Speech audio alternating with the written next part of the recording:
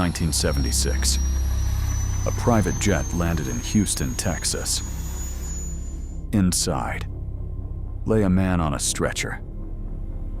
He was unrecognizable, emaciated, barely alive. His hair had not been cut in years.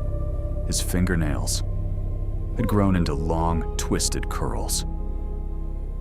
He weighed 90 pounds. When officials tried to identify him, they struggled. They had to use fingerprints. The man on that stretcher had once owned Hollywood. He had broken the world airspeed record. He had built one of the largest airlines on Earth. He had worked with the CIA. He had dated the most famous women in the world. At his peak, Howard Hughes was worth over $2 billion in 1976 money, nearly $20 billion today. And yet, when he died, almost no one had seen his face in years. This is not a story about failure. Howard Hughes never truly failed at business. This is a story about something far more unsettling. A man who had everything the world could offer and still lost the one thing that mattered most. Not by choice, but because his own mind became his prison. Let's go back to the beginning. Howard Robard Hughes Jr. was born in 1905 in Humble, Texas. His father was a genius of a different kind. Howard Hughes Sr. had invented a revolutionary oil drill bit, one that could cut through rock other drills couldn't touch. He turned that single invention into a fortune. When Howard Jr. was just 16, his mother died. When he was 18, his father died too. And just like that, Howard Hughes Jr., barely an adult, inherited one of the most valuable tool companies in the world. Most 18-year-olds would have handed it to someone else, trusted an adult, walked away. Hughes did the opposite. He fought his own relatives in court for full control, and he won. From that moment on, Howard Hughes answered to no one. By his mid-20s, Hughes had moved to Hollywood. Not to act, not to be famous, but to make films. And not just any films. The most expensive, most ambitious films anyone had ever attempted. His 1930 film, Hell's Angels, cost nearly $4 million to produce, at a time when most films cost a fraction of that. He bought real World War I aircraft. He hired hundreds of pilots. 3 of them died during filming. Hughes himself flew many of the stunts personally. The film was a sensation, and Hughes became a name people whispered with awe. But Hollywood was never his real obsession. The sky was. From the moment Hughes sat in his first airplane, something changed in him. He didn't want to watch planes. He didn't want to own them. He wanted to push them further than anyone had gone before. In 1935, Howard Hughes climbed into a plane he had designed himself and set the world airspeed record, 352 miles per hour. A year later, he broke it again. In 1937, he flew from Los Angeles to New York in 7 hours and 28 minutes, a new transcontinental record. And in 1938, he flew around the world in just 91 hours. The previous record had been nearly twice as long. When Hughes landed in New York, the city threw him a ticker tape parade. 2 million people lined the streets. He was 32 years old. At this point, Howard Hughes was not just rich. He was not just famous. He was something rarer. He was a legend, a man who seemed to operate outside the rules of ordinary life. From the outside, it looked like limitless ascent, but the seeds of collapse were already there. Because while Hughes was conquering the skies, he was also conquering Hollywood in a very different way. Howard Hughes dated some of the most famous women in the world. Katharine Hepburn, Ava Gardner, Bette Davis, Jean Tierney. These were not casual acquaintances. These were deep, complicated relationships with women who were themselves legends. And yet, Hughes could never fully commit. He was too consumed, too obsessive, too restless. He would disappear for weeks, sometimes months, then reappear as if nothing had happened. Katharine Hepburn once said that loving Howard Hughes was like trying to hold on to the wind. Even in his personal life, nothing could hold him. During World War II, Hughes Aircraft became one of the most important defense contractors in the United States. After the war, he bought a controlling stake in Trans World Airlines, TWA, one of the biggest airlines in the world. He owned RKO Pictures. He had deep ties to the CIA. He bought casinos in Las Vegas. He purchased entire city blocks. By the 1950s, Howard Hughes had built an empire that touched aviation, entertainment, defense, and real estate. But not everything Hughes touched turned to gold. TWA, the airline he had poured his heart into, became his most painful battle. By the late 1950s, the jet age had arrived. Airlines needed to buy new jet aircraft immediately or fall behind. Hughes refused to let anyone else make the decision. He stalled. He delayed. He changed his mind repeatedly. While every other airline modernized their fleets, TWA waited for Hughes to say yes. The board of directors eventually had enough. In 1960, they stripped Hughes of operational control of TWA. The man who had built the airline was forced out of his own company. Hughes sued. TWA countersued. The legal battle lasted years. Eventually, Hughes sold his TWA shares for $546 million. It was the largest single-stock transaction in Wall Street history at the time.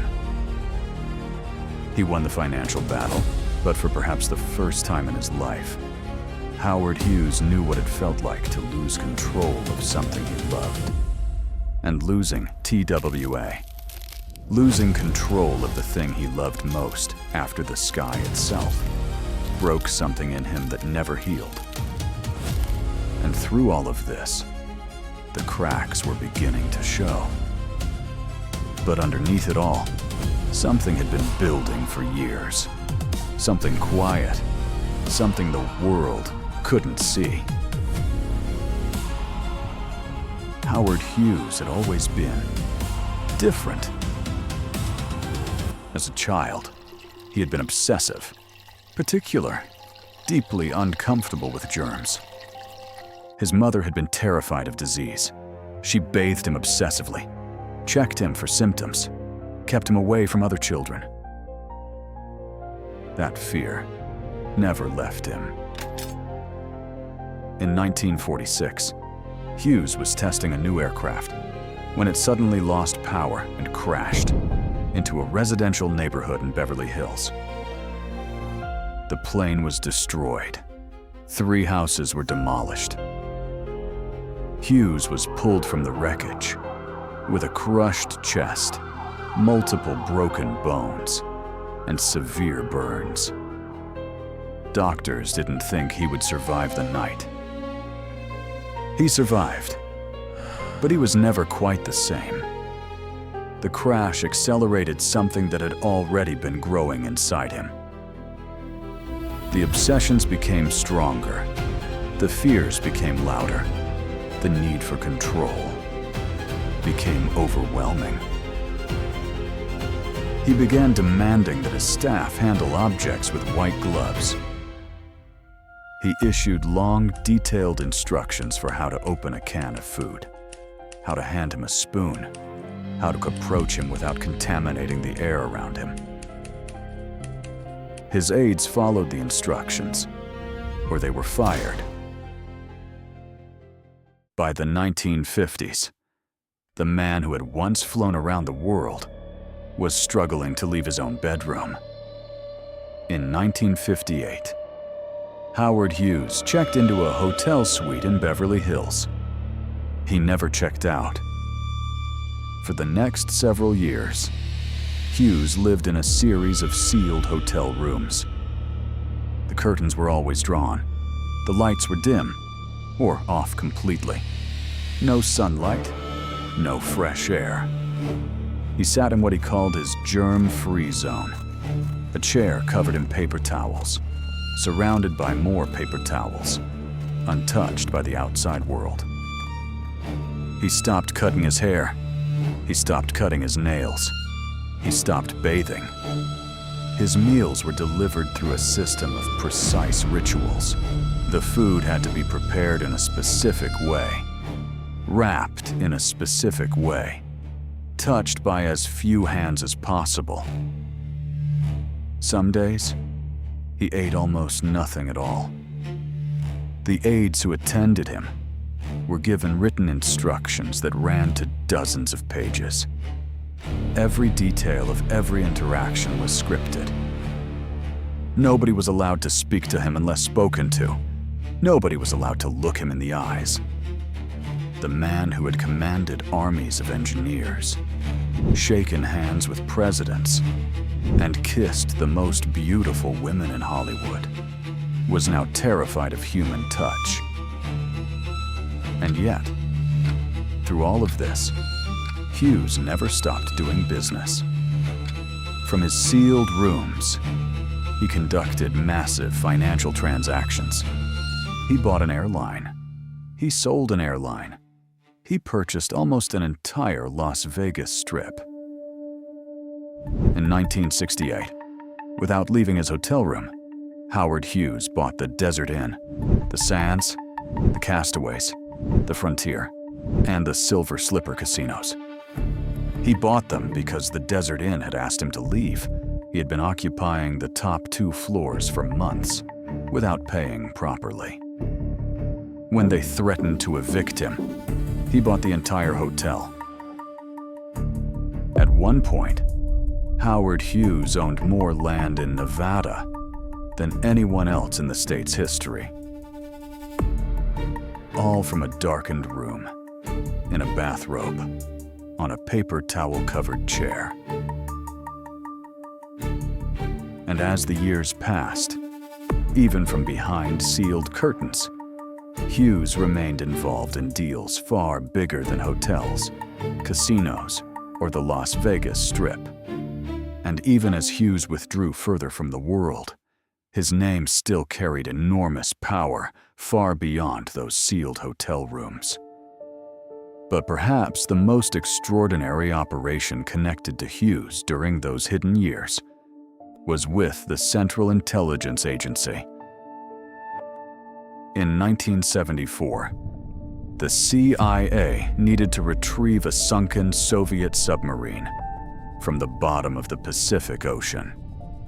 The submarine was carrying nuclear missiles and top-secret Soviet codes. The problem was doing it secretly. They needed a cover story. And by then, Howard Hughes had become the perfect ghost, famous enough to be believed, unreachable enough to never be questioned. They came to Hughes. Hughes agreed to build a special deep-sea mining ship called the Glomar Explorer. Publicly, it was presented as a commercial venture to mine minerals from the ocean floor. In reality, it was one of the most ambitious covert operations in American history. The ship partially recovered the submarine. The operation cost hundreds of millions of dollars, and the cover story held for years. Howard Hughes, sitting alone in a dark room, surrounded by paper towels, had just helped the CIA run a secret Cold War operation. Even at his most broken, the man was still extraordinary. The final years were the hardest to understand. Hughes moved constantly, from hotel to hotel, from city to city, from country to country. The Bahamas, Nicaragua, Canada, England, Mexico, always the same setup. Sealed rooms, drawn curtains, paper towels, silence. He was being kept alive on a diet that barely qualified as food. Banana nut ice cream for months at a time, then nothing but milk and cookies, then just water. His body was consuming itself. On April 5th, 1976, Howard Hughes lost consciousness on a private jet somewhere over Texas. He was rushed to a hospital in Houston, the city where he had been born. He was pronounced dead on arrival. The most powerful man in America died alone, unrecognized, almost impossible to identify. He was 70 years old. He weighed 90 pounds. He had broken needles embedded in his arms from years of injections. His body showed signs of severe malnutrition. The man who had once seemed larger than life had slowly, quietly disappeared. After his death, chaos. Hughes had no valid will, no clear air, no instructions. Over 600 people came forward, claiming to be beneficiaries. Dozens of fake wills appeared. The legal battles lasted for years. Eventually, most of his empire was distributed among distant relatives he had never met and medical research institutions. The Hughes Medical Institute, which he had founded as a tax shelter decades earlier, became one of the largest private funders of medical research in American history. In a strange way, the man who was terrified of disease ended up funding the fight against it. So what do we take from Howard Hughes? It would be easy to say he was simply a sick man, and that's true. He almost certainly had severe obsessive-compulsive disorder that went completely untreated. But there is something deeper here. Howard Hughes spent his entire life trying to control everything. The planes he flew, the films he made, the companies he built, the people around him, the air he breathed.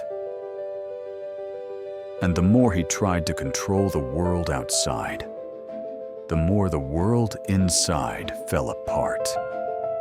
He is proof that achievement alone is not the same as a life well lived. That wealth without peace is its own kind of poverty. That the greatest prison a person can inhabit isn't made of walls, but of fear. Howard Hughes owned the sky. He owned Hollywood. He owned Las Vegas. But he could never own the one thing that mattered most: his own mind. If this story stayed with you, The next file is already waiting. Another empire, another man who had everything, and another moment when it all began to fall apart. This has been the Magnate Files.